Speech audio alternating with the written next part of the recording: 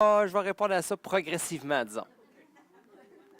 Tu vas trouver les éléments de réponse en cours de route. Je ne vais pas voler le punch. Mais tu as un point. Est-ce que ça va? Oui. Tu as un point important. Le modèle de RAI, c'est un modèle théorique. Ce n'est pas une application. Ça ne nous donne pas la démonstration de comment on... Donc, on sait que théoriquement, il faut faire ça.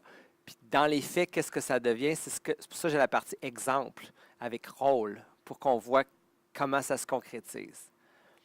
Depuis 2007, je l'ai implanté dans, je ne peux plus compter le nombre d'écoles, et on a fait des études de recherche-action. C'était la seule façon de comprendre comment ça s'implante, parce que de la recherche, pas de la recherche-action, ça n'aurait pas marché. Il fallait vraiment être en collaboration. Puis il a fallu que je me mette en danger comme chercheur, parce que des projets de recherche-action, tu ne sais jamais où ça s'en va. Ça fait que je perdais le contrôle de mon projet de recherche. Mais en tout cas, ça a donné de quoi, parce qu'au bout de toutes ces années-là, j'ai une idée claire du processus d'implantation maintenant. Puis la recherche nous a donné ces réponses-là progressivement. Et vous êtes un peu comme aux États-Unis au départ, quand tu avais le modèle, puis vas-y, tu sais. C'est ça. Donc, le modèle, vous comprenez bien. Ce qui est intéressant, c'est que si je vous demandais de reparler du modèle maintenant, votre vocabulaire va commencer à changer, je suis sûr. Vous ne ferez pas juste parler du modèle du triangle. C'est de la conceptualisation. On voit qu'elle est plus en profondeur. Une chose est claire, si on veut l'implanter, la première étape qu'il faut comprendre, c'est quoi la RAI. Puis il y a trop d'écoles encore où les enseignants pensent qu'ils savent c'est quoi la RAI, puis là, ils implantent ça, puis ils ne veulent pas l'implanter parce que non. Puis il y a une conception erronée de la RAI ou partielle de la RAI. Donc, ce qu'on est en train de faire comme exercice ensemble, c'est un exercice que vous allez pouvoir faire dans vos propres écoles. Puis je vais vous montrer certaines choses que vous pouvez faire. Et là, il y a un nouveau mot qui est apparu. Les Multi-Tiered Systems of Support. Donc, des systèmes d'appui ou de support à multiples paliers. Pourquoi? En fait, tu avais la RAI, disons, académique, reliée à certaines matières. Ça a commencé surtout avec la littératie. Les maths ont suivi pas longtemps après. Puis là, maintenant, on commence à entrer dans différentes autres matières. Au secondaire, par exemple. Et parallèlement à ça, il y avait le même processus au niveau des comportements, de la vie sociale. Et ils appelaient ça pas nécessairement RAI. Donc le PBIS, c'est le plus populaire, là, ce qu'on a entendu parler aux États-Unis, où il y avait le même système d'idées de paliers, de données, de prise de décision sur des données, mais en comportement. Et là, la recherche a commencé à dire, bien finalement, ce qu'il faut dans les écoles, ce n'est pas juste la RAI, c'est du PBIS aussi. En fait, on a besoin de plusieurs systèmes d'appui à multiples paliers. Et là, ils ont commencé à mettre un parapluie au-dessus de ça, puis appeler ça le MTSS, okay? Multi-Tiered System of Supports. Parce que la RAI en maths, c'en est un, la RAI, donc il y en a plusieurs, on a besoin de plusieurs. Et celui du comportement, il est incontournable. Parce que dans les apprentissages, puis le comportement, bien, ça va de pair. Ce n'est pas une matière en soi.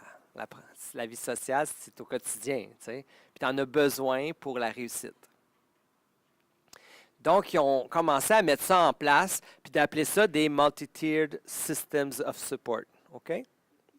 Donc, vous allez voir, même parfois les livres, les nouvelles éditions de certains manuels de RAI, comme il y avait un Handbook of RTI, mais maintenant ça s'appelle The Handbook of MTSS and RTI. Il commence à changer le vocabulaire. Il y a même parfois qu'on voit les représentations de la RAI commencent à être beaucoup plus larges. Puis on les présente sous forme de MTSS maintenant. Fait qu'on voit par exemple la pyramide de la RAI. Puis autour, vous voyez des mots comme learning, teaching, assessments. Fait qu'ils ont voulu mettre d'autres mots importants.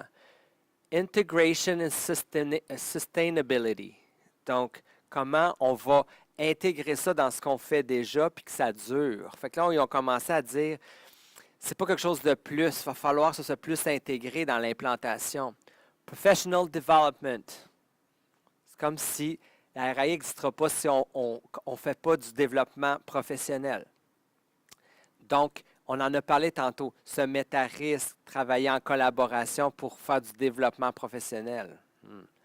Et leadership. Il va falloir du monde qui ait des influences positives pour amener le groupe. Sinon, ça ne se fera pas. On commence à avoir des éléments de « oui, mais comment ça va se faire? » Le MTSS commence à donner des éléments de réponse. Si on regarde ce modèle-là, il parle de Supports and Resources, Assessment, Curriculum. Ah, le curriculum, ben oui, il n'est pas comme à côté. Il faut que ce soit ancré dans le curriculum, ce qu'on fait. UDL, le Universal Design of Learning Instruction, Leadership, Professional Learning Communities. Donc, toutes les communautés d'apprentissage professionnel devraient faire partie du système. Est-ce qu'on a des temps pour se parler, pour co-planifier? Ça en est des solutions qui sont en train de mettre en place.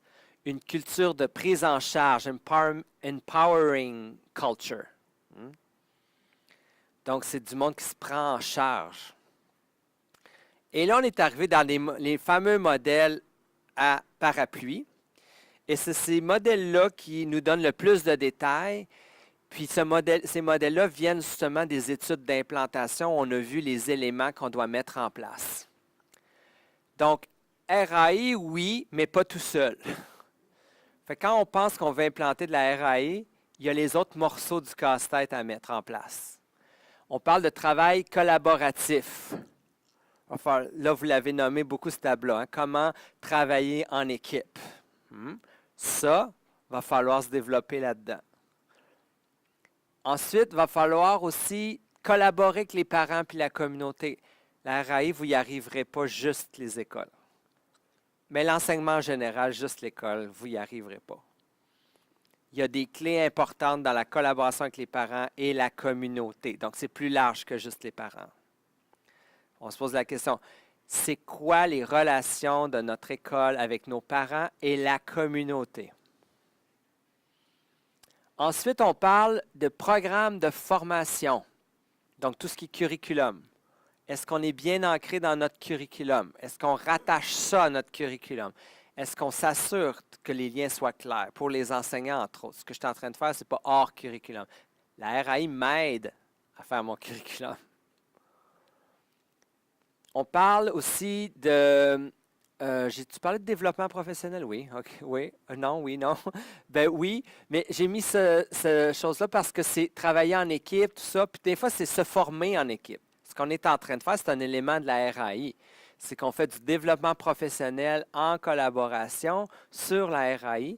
Puis il va falloir que, par la suite, on continue à en discuter en faisant du travail collaboratif dans des communautés d'apprentissage professionnel. On parle aussi des technologies. Les technologies seraient un élément clé qui facilite l'implantation, surtout dans la prise et la gestion des données.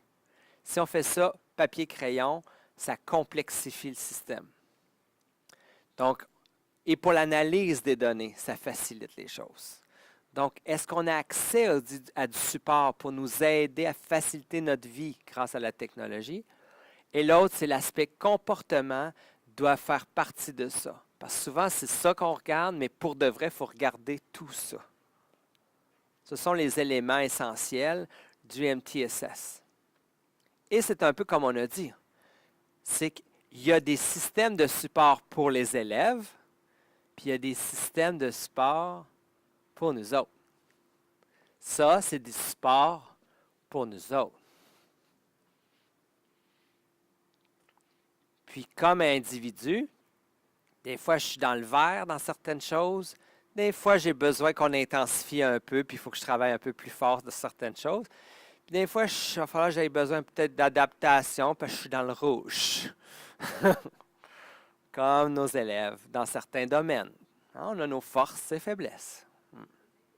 Je pense que ça, c'est un modèle intéressant. Fait que le MTSS commence à dire, il n'y a pas juste les élèves qui ont besoin d'un système de support, c'est tout le système qui a besoin de support aussi.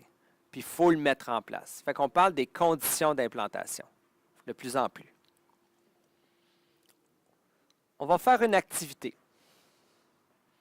Au lieu d'en discuter tout de suite, vous allez prendre une feuille de papier, vous pouvez prendre les petits carnets si vous voulez. Et ce que vous allez faire, vous allez créer un modèle de RAI qui inclut des composantes que vous, aujourd'hui, vous jugez essentielles avec ce qu'on a vu. Donc, vous pouvez dessiner, mettre des mots-clés, mais essayez de faire quelque chose de visuel.